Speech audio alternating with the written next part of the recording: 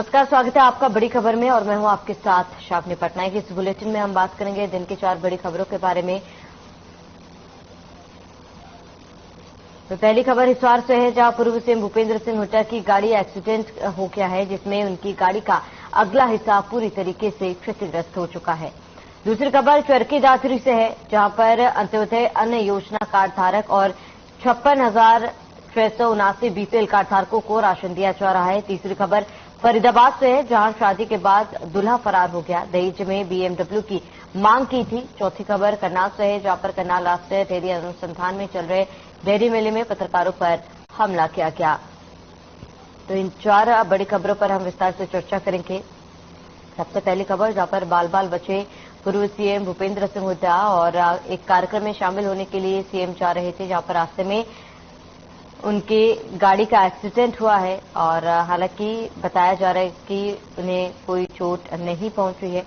वहीं सीएम मनोहर लाल ने फोन कर उनका हालचाल भी जाना है। वहीं दूसरी खबर, जहां पर ग्रामीणों को समय से राशन नहीं मिल रहा है, जिससे ग्रामीणों को काफी परेशानियों का सामना करना पड़ रहा है। बीपीएल धारकों को भी राशन नहीं मिलने से लोग काफी ज्यादा परेशान हैं। तीसरी खबर, शादी के बाद दूल्हा फरार हो गया है। आपको बताते कि दूल्हे ने बीएमडब्ल्यू कार दहेज में मांगी थी, जिसके बाद मांगे पूरी न होने पर दूल्हा दुल्हन को छोड़कर फरार हो गया है। वही चौथी खबर, जहां पर 3 पत्रकारों पर हमला किया गया। 3 नामी कंपनी के पत्रकारों पर हमला किया गया है। हिसार में हरियाणा के पूर्व सीएम भूपेंद्र सिंह हुड्डा की गाड़ी का एक्सीडेंट हो गया है। उनकी गाड़ी आगे से पूरी तरीके से क्षतिग्रस्त हो चुकी है। साथ ही गाड़ी के एयरबैग भी खुल गए हैं। बताया जा रहा है कि अचानक नीलगाय के सामने आने से यह हादसा हुआ है। जानकारी के अनुसार आपको बताते कि हादसे के समय भूपेंद्र सिंह हुड्डा गाड़ी में आगे वाली सीट पर बैठे थे। हादसे के बाद पूर्व मुख्यमंत्री दूसरी गाड़ी से गिराए गांव में कार्यक्रम में शामिल होने के लिए निकल गए। वहीं मुख्यमंत्री मनोहर लाल ने पूर्व मुख्यमंत्री भूपेंद्र सिंह हुड्डा से फोन पर बात की और स्वास्थ्य का हालचाल जाना। तो पूर्व सीएम हुड्डा की गाड़ी का एक्सीडेंट हुआ है। गाड़ी का अगला हिस्सा बुरी तरीके से क्षतिग्रस्त हो गया।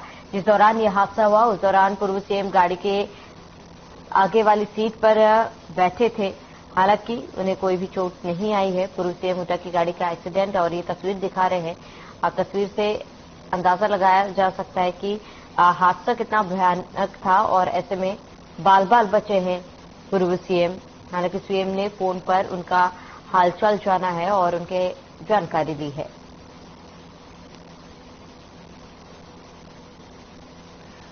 चरखी दादरी में खाद्य आपूर्ति विभाग ने 202 राशन डिपो के माध्यम से 6,895 एएवाई अंत्योदय अन्न योजना कार्ड धारक और 56,679 बीपीएल कार्ड धारकों को राशन दिया जा रहा है। मामले पर ग्रामीणों ने बताया है कि कई बार पूरा महीना बीत जाने के बाद भी डिपो पर राशन पहुंचता है, जिसके कारण ग्रामीणों को समय पर राशन नहीं मिल पाता। ग्रामीणों ने बताया कि राशन में गेहूं भी कई बार इतना खराब आता है जो पशुओं के खाने लायक भी नहीं होता है। वही मामले पर खाद्य आपूर्ति विभाग इंस्पेक्टर यक्ष तेवतिया ने बताया कि जिले में 202 राशन डिपो पर प्रत्येक महीने राशन सुचारू रूप से वितरित किए जाते हैं। अगर राशन वितरण या राशन की क्वालिटी में कोई गड़बड़ी है तो नागरिक शिकायत कर सकते हैं, जिसके लिए सभी राशन डिपो पर विभाग के टोल फ्री नंबर लिखे गए हैं, जिस पर तुरंत संज्ञान लिया जाएगा।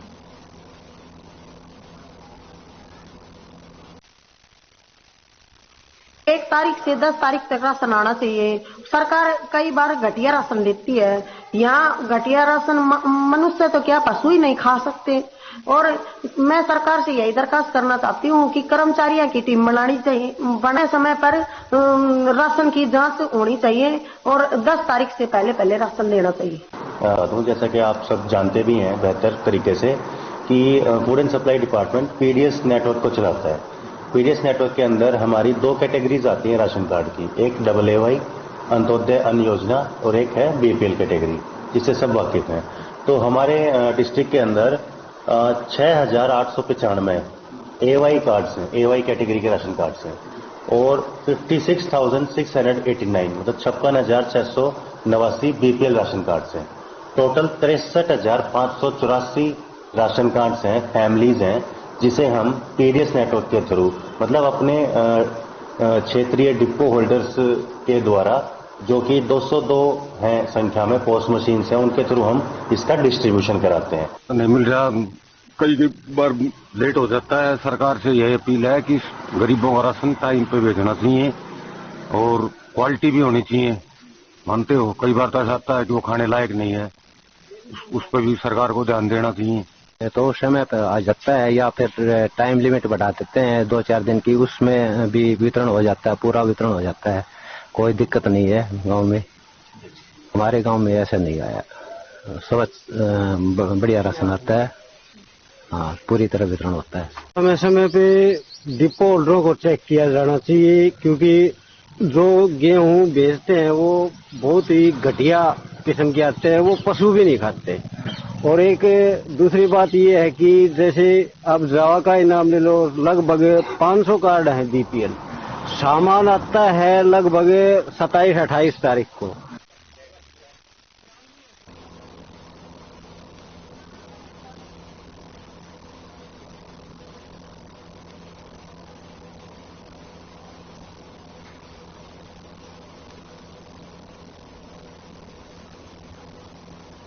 तो समय समय पर राशन वितरण किया जाता है। जिले के 202 राशन डिपो पर राशन वितरण किया जाता है।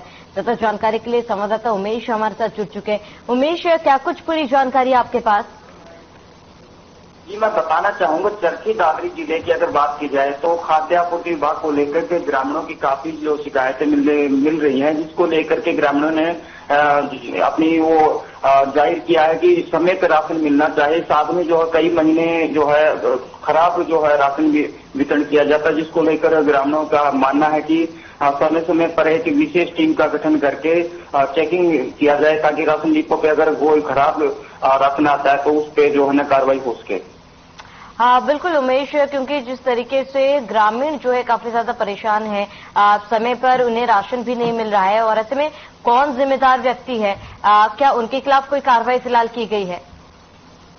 जी, वैसे अगर फूड सप्लाई विभाग की बात की जाए तो अधिकारी को मानना है कि हम समय समय पर जो है राशन डिपो पे जाके चेकिंग अभियान चलाते रहते हैं, और अगर ऐसी कोई शिकायत आ भी रही है तो उसको जो है शिकायत सीधी जो खाद्य आपूर्ति विभाग चरखी दादरी कार्यालय वहां पे शिकायत कर सकते हैं। साथ में हर डिपो जो होल्डर है उनके डिपो पे भी जो है कॉन्टेक्ट नंबर लिखा हुआ, जिसपे कोई भी जो शिकायत करता है वो अपनी शिकायतें कर सकता है। उस पर तुरंत जो है संज्ञान लिया जाएगा, और जो भी अगर कोई किसी प्रकार की गड़बड़ मिलती है तो तुरंत कार्रवाई की जाएगी। बिल्कुल उमेश, क्योंकि आप बता रहे हैं कि देखिए हर डिपो में सहायता के लिए नंबर जो है वो दिए गए हैं, क्या ग्रामीण उस नंबर पर फोन करके अपनी शिकायत दर्ज नहीं कराते, और अगर कराते हैं तो उनके खिलाफ कार्रवाई क्यों नहीं की जा रही जो जिम्मेदार है? जी, अधिकारियों का मानना है कि भाई अगर किसी प्रकार की कोई शिकायत मिलती है तो तुरंत आके यहाँ पे ऑफिस में जो है ना मिल सकते हैं। और वैसे जो समय समय पर अगर बात की जाए खाद्य आपूर्ति विभाग की, तो 202 जो है राशन डिपो है, जिसमें यानी कि एक चेकिंग अभियान भी चलाया जा रहा है, जिसके तहत जो भी गड़बड़ी मिलती है तो उस पर तुरंत संज्ञान लिया जाता है। और फिर भी अगर कोई किसी प्रकार की वो है तो कोई भी शिकायत करता वहाँ पे ऑफिस में आके मिल सकता है। उमेश, क्योंकि जो खाद्य सामग्री आ रही है उसकी गुणवत्ता को लेकर भी ग्रामीण सवाल खड़े कर रहे हैं। कहा जा रहा है कि काफी खराब गुणवत्ता के राशन जो है वो दिए जाते हैं। नहीं, कुछ राशन डिपो की जो है बात की को छोड़ करके बाकी जो है ज्यादातर जो है डिपो पे अभी लोगों का मानना है कि राशन है बिल्कुल सही आ रहा है, लेकिन कुछ डिपो पे जो है ना शिकायत मिल रही थी जिसमें घटिया क्वालिटी का, तो उसको लेकर भी प्रशासन द्वारा जो है ना विभाग द्वारा बताया जा रहा है कि आगे इस बात का जो है ध्यान रखा जाएगा। ठीक है उमेश, तमाम जानकारी के लिए आपका बहुत बहुत शुक्रिया। जी, तो हरियाणा के फरीदाबाद से बेहद हैरान कर देने वाला मामला सामने आया है, जहां पर मैट्रिमोनियल साइट पर बायोडेटा देखकर डॉक्टर लड़की की शादी हिसार के रहने वाले डॉक्टर दंपति के बेटे के साथ हुई, लेकिन शादी के अगले ही दिन दहेज में बीएमडब्ल्यू की मांग पूरी न होने पर दूल्हा ने दुल्हन को एयरपोर्ट पर छोड़कर फरार हो गया। पीड़िता के पिता का आरोप है कि शादी के ठीक पहले अबीर के माता पिता ने 25 लाख रुपए की मांग रख दी, जिसे उन्होंने पूरा कर दिया। उसके बाद दूल्हे ने लड़की वालों के कर्जे पर गोवा में एक महंगे होटल में शादी के फेरे लिए। वहीं फेरे होने के बाद अबीर के माता पिता ने बीएमडब्ल्यू कार की भी मांग की। उन्होंने कहा कि वे दुल्हन को तभी साथ लेकर जाएंगे जब बीएमडब्ल्यू की मांग पूरी होगी। साथ ही पीड़िता के पिता ने बताया कि वो अपनी बेटी के रिश्ते और शादी तक लगभग 2 करोड़ रुपए खर्च कर चुके हैं। गोवा पुलिस से न्याय नहीं मिलने के बाद उन्होंने इस मामले की शिकायत फरीदाबाद के सेक्टर 8 थाने में की है। साथ ही वो समाज में ऐसे दहेज लोभियों के खिलाफ सख्त से सख्त कानूनी कार्रवाई चाहते हैं। वही मामले पर सेक्टर 8 थाना प्रभारी नवीन कौशिक का कहना है कि पीड़िता की शिकायत पर आरोपी दूल्हे और उसके माता पिता के खिलाफ आईपीसी की कई धाराओं के तहत मुकदमा दर्ज कर जांच शुरू कर दी गई है।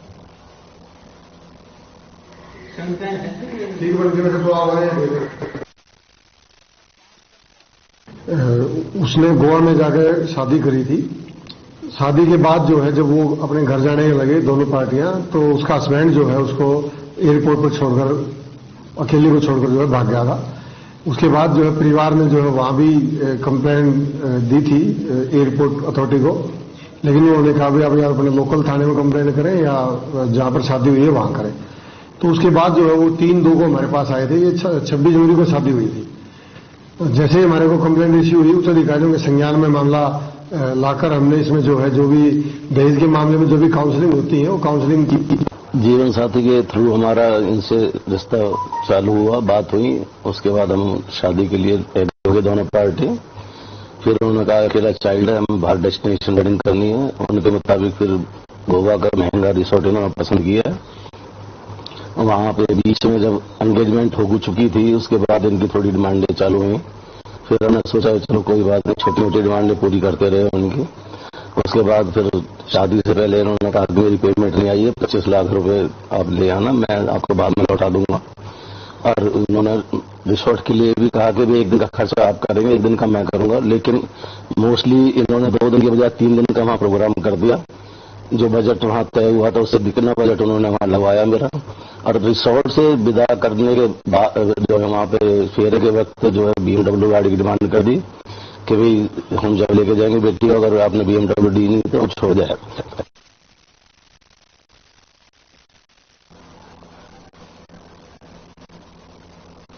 ज्यादा जानकारी के लिए संवाददाता मोनू पांचाल हमारे साथ जुड़ चुके। मोनू, क्या कुछ पूरी जानकारी इस पूरे मामले पर फिलहाल क्या अपडेट है?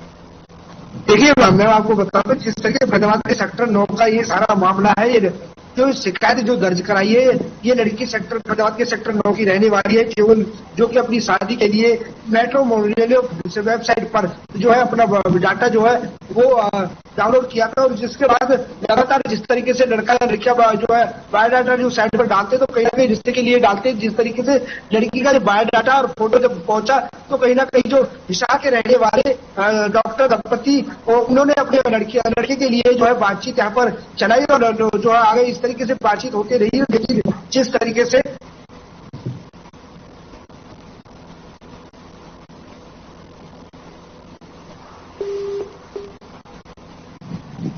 लगता है संपर्क टूट के दोबारा छूटने की कोशिश करेंगे। आपको बता दें, दहेज लोभियों का फिर एक बार कारनामा सामने आया है, जहां पर एक डॉक्टर दुल्हन को केवल एक BMW की मांग को लेकर दूल्हा छोड़कर फरार हो गया। दहेज में BMW ना मिली, जिससे नाराज दूल्हा और उसका परिवार दुल्हन को वहीं छोड़कर फरार हो गया है।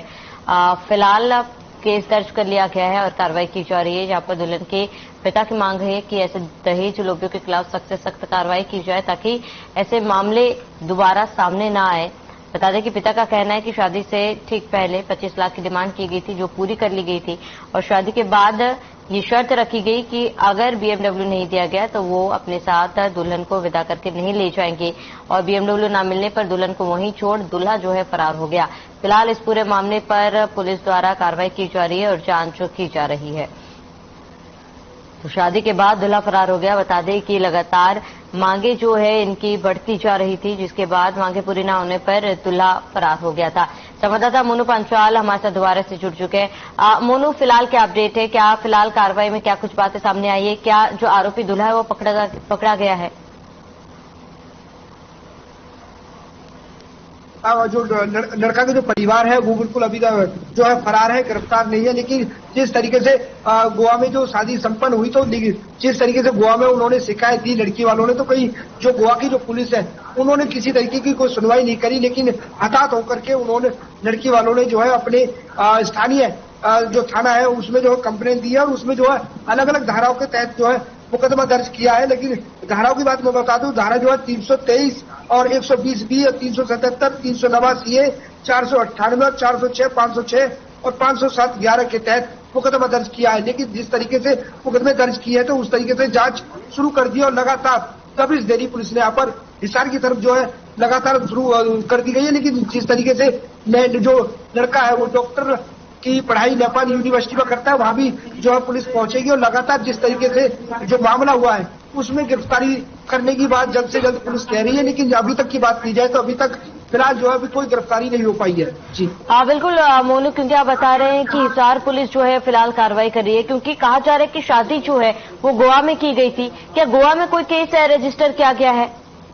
जी बिल्कुल, जब जिस तरीके से जब वहां पर लड़की को एयरपोर्ट पर छोड़ करके दूल्हा जब वहां से फरार हो गया और वहां से जो लड़की के जो माँ बाप पिता वो भी जो है वहां से फरार हो गए। लेकिन जिस तरीके से वहां से हताहत होकर के उन लोगों ने जो है गोवा पुलिस में भी वहां पर भी केस रजिस्टर कराया है। लेकिन वहां की जब काफी दिन बीत जाने के बाद, क्योंकि 26 जनवरी को ये शादी संपन्न हुई थी, लेकिन जब उस दिन से लेकर आज तक वहां पर किसी तरीके की कोई गोवा की पुलिस ने मदद नहीं की थी। लेकिन वहां से रात होकर के आज जो है पुलिस जो लड़की की के जो घर वाले हैं वो लड़की ने मिल करके फरीदाबाद के सेक्टर 8 में जो है पुलिस में कंप्लेंट दी है। जी बिल्कुल मोनू, क्या जो दुल्हे पक्ष के लोग हैं उनमें से किसी से भी कोई संपर्क की जा पाई हो फिलहाल?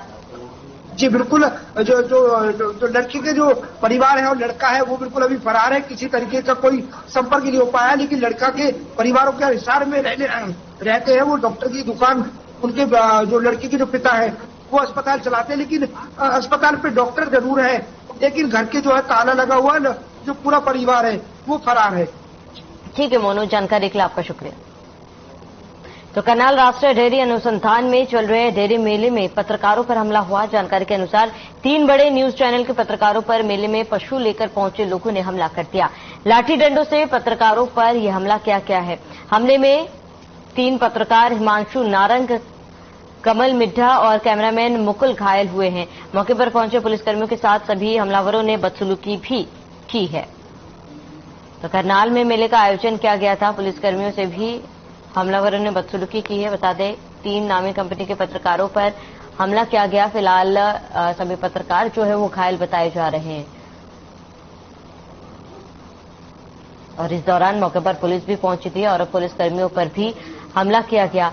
पत्रकारों पर हमले का ये पूरा मामला, करनाल में एक मेले का आयोजन किया गया था जहां पर 3 पत्रकारों पर हमला किया गया और ये तस्वीरें दिखा रहे हैं विवाद की। आप देख सकते हैं किस तरीके से विवाद उत्पन्न हुआ है और पत्रकारों पर हमला किया गया, जिसमें 3 पत्रकार घायल हुए हैं।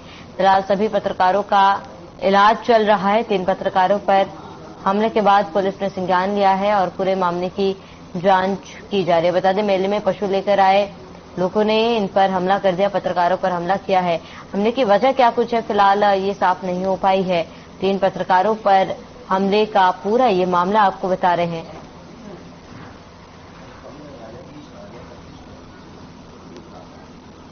मैं जो भी सारे हालात अपने SHO साहब को बता चुका हूँ और अगर इन मीडिया जी के साथ कोई मारपीट हो रही है वो अपने मेडिकल करवा सकते हैं, दरखास्त दे सकते हैं। आपके सामने भी हुआ है। मैं जो भी हालात है मैं थाने में SHO साहब को बता चुका हूँ और इंचार्ज कंट्रोल रूम को मैं सारे हालात बता चुका हूँ। देखिए हम पहले वहाँ पर उधर जो खाने पीने वाली स्टॉल थी उस साइड थे, जैसे ही एकदम भगदड़ मची है तो हमने सोचा कि कोई पशु छूट के भाग गया, उसके पीछे लोग भाग रहे हैं, लेकिन हम भी उसी साइड चले गए। जब हमने देखा तो पता लगा कि किसी पत्रकार के साथ झगड़ा हुआ। तो पत्रकार के साथ झगड़ा हुआ, हमें उस टाइम तक ये पता नहीं था कि किस पत्रकार के साथ झगड़ा हुआ, लेकिन मैंने ये जरूर कहा कि पत्रकार झगड़ा नहीं करते। ये पत्रकार के साथ झगड़ा किया होगा, पत्रकार ने झगड़ा नहीं किया। लोग वहां पे कह रहे थे पत्रकार ने मारा, तो हम इस बात को डिनाई कर रहे थे, नहीं पत्रकार नहीं मार सकते।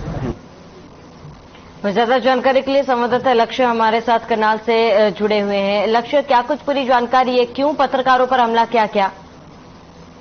जी बिल्कुल बता दूं आपको कि करनाल के अंदर जो NDRI है वहां पर 3 दिवसीय पशु मेला जो है वो उसका आयोजन किया गया है। ऐसे में आज दूसरा दिन था पशु मेले का, जहां पर पत्रकार कवरेज करने के लिए वहां पर पहुंचे हुए थे, जहां पर काफी संख्या के अंदर जो किसान अपने पशुओं को लेकर पहुंचे थे, जहां पर उनका जो पशुओं का एक फैशन शो चल रहा था, जहां पर वो पशु अपने दिखा रहे थे कि किस तरीके से उनके जो पशु हैं वो जो उनके प्रश्न को कार्रवाई करते हैं। ऐसे में अब जब पत्रकार वहां पर कवरेज करने पहुंचे तो वहां कुछ किसान ऐसे थे जिन्होंने वहां पर पत्रकारों के कैमरे खोजने का प्रयास किया, यानी कैमरे को दबाने का प्रयास किया, जहां पर पत्रकारों द्वारा उन्हें निवेदन किया कि हमें कवरेज करने दीजिए।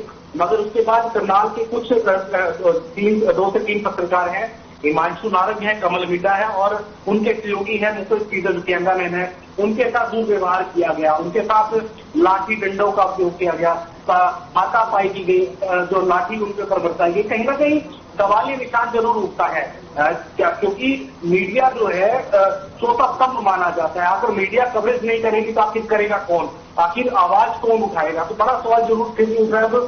फिलहाल जिस तरीके की जो जानकारी सामने आ रही है, जो पत्रकार साथियों ने अभी, क्योंकि करनाल के सिविल अस्पताल के अंदर अपना जो है इलाज करवाने का प्रयास किया और उसके बाद कहीं ना कहीं पुलिस की अब जांच करती हुई जरूर नजर आ रही है। जी हाँ बिल्कुल अक्षय, क्या पुलिस की तरफ से फिलहाल कोई कार्रवाई उन आरोपियों के लिए की गई हो?